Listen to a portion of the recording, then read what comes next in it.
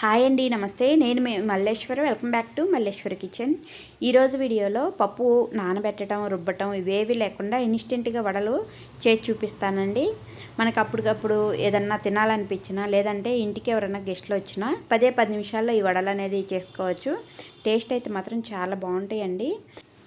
ఉదయం బ్రేక్ఫాస్ట్లోకైనా హడావిడి లేకుండా, లేదా ఈవినింగ్ స్నాక్స్లోకైనా 10 నిమిషాల్లో పిండి కలిపేసి చేసుకోవచ్చు అనమాట. ఓసారి ట్రై చేసి చూడండి. మరి ఇప్పుడు ఈ వడలు తయారు చేయడం కోసం మిక్సీ జార్లోకి 1 అరకప్పు మందంగా ఉన్న అటుకులు తీసుకోవాలి. మందపట్టి అటుకుల్ని 1 అరకప్పు యాడ్ చేసుకున్న తర్వాత అదే కప్పుతోటి 1 కప్పు మనం ఉప్మా చేసుకుంటాం కదండి, ఉప్మా రవ్వ, ఆ రవ్వను వేసుకోవాలి. ఈ రవ్వని బొంబాయి రవ్వ, సూజీ అని కూడా అంటారు.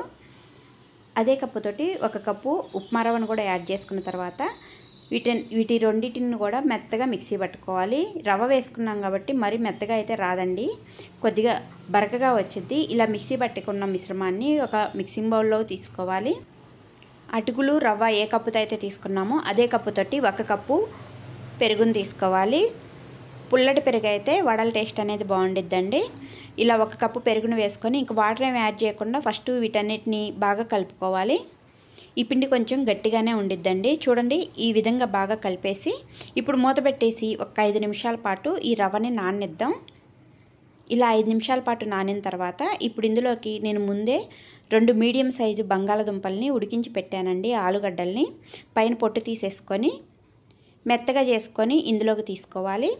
అదే పెద్దదైతే ఒక పెద్ద ఆలుగడ్డని ఉడికించేసి పైన పొట్టు తీసేసుకొని ఇలా మెత్తగా చేసుకోండి. ఇలా మెత్తగా ఎక్కడ పెద్ద ముక్కలు అనేది లేకుండా ఆలుగడ్డ మెత్తగా చేసుకొని ఈ రవ్వ మిశ్రమంలోకి వేసుకొని బాగా కలుపుకోవాలి. ఇలా ఉడికించిన ఆలు వేసుకోవటం వల్ల వడలు ఫ్లఫీగా, సాఫ్ట్గా వస్తాయి. ఈ మిశ్రమాన్ని అంతా కూడా ఇలా 1-2 నిమిషాల పాటు బాగా కలుపుకోవాలి. ఇలా కలుపుకున్న తర్వాత ఇప్పుడు ఇందులోకి ఒక మీడియం సైజు ఉల్లిపాయని సన్నగా కట్ చేసుకొని వేసుకోవాలి. అలాగే 1 స్పూన్ జీలకర్ర వేసుకోవాలి. 3 పచ్చిమిర్చిని కూడా సన్నగా కట్ చేసుకొని వేసుకోవాలి.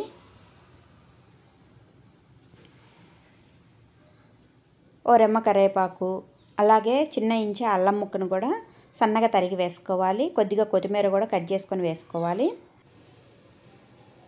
రుచికి సరిపోను సాల్ట్ కూడా వేసుకొని వీటన్నిటిని కూడా బాగా పిండిలో కలిసేంత వరకు కలుపుకోవాలి. ఇక ఈ పిండిలో మనం వాటర్ ఎక్కడ యాడ్ చేయలేదండి. వాటర్ యాడ్ చేయకుండానే వీటన్నిటిని కూడా బాగా కలుపుకోవాలి చేతితోటి.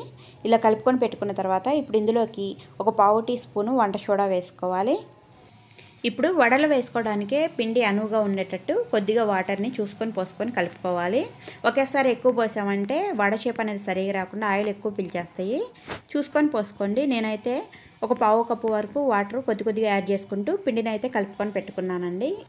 సేమ్ మనకి వడపిండి అయితే కొద్దిగా గట్టిగా ఎలా ఉండిద్దో అలాగే కలుపుకొని పెట్టుకోవాలి. ఇప్పుడు డీప్ ఫ్రై సరిపోను ఆయిల్ పోసుకొని బాండీలో ఆయిల్ వేడైన తర్వాత చేతిని ఇలా నీళ్ళతడి చేసుకొని కావాల్సినంత ఈ పిండిని తీసుకొని ఇలా వడలాగా ఒత్తి వేడివేడి ఆయిల్లో వేసుకోవాలి. మీకు చేత్తో చేయటం ఏదైనా ఇబ్బందిగా అనిపిస్తే ప్లాస్టిక్ కవర్ పైన అయినా సరే వడలాగా చేసుకొని వేడివేడి ఆయిల్లో వేసుకోవచ్చు. వడలు చేసే ప్రతిసారి కూడా చేతిని నీళ్ళతడి చేసుకున్నట్టయితే పిండి చేతికి అడ్డుకోకుండా వడల షేప్ అనేది కరెక్ట్గా వస్తాయి అన్నమాట.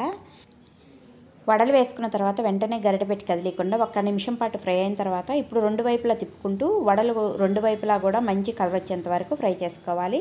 ఫ్లేమ్ మీడియంలో పెట్టేసుకొని ఈ వడలన్నిటిని కూడా ఫ్రై చేసుకోవాలండి. ఆలుతో చేసాం కాబట్టి వెంటనే కలర్ వచ్చేస్తాయి.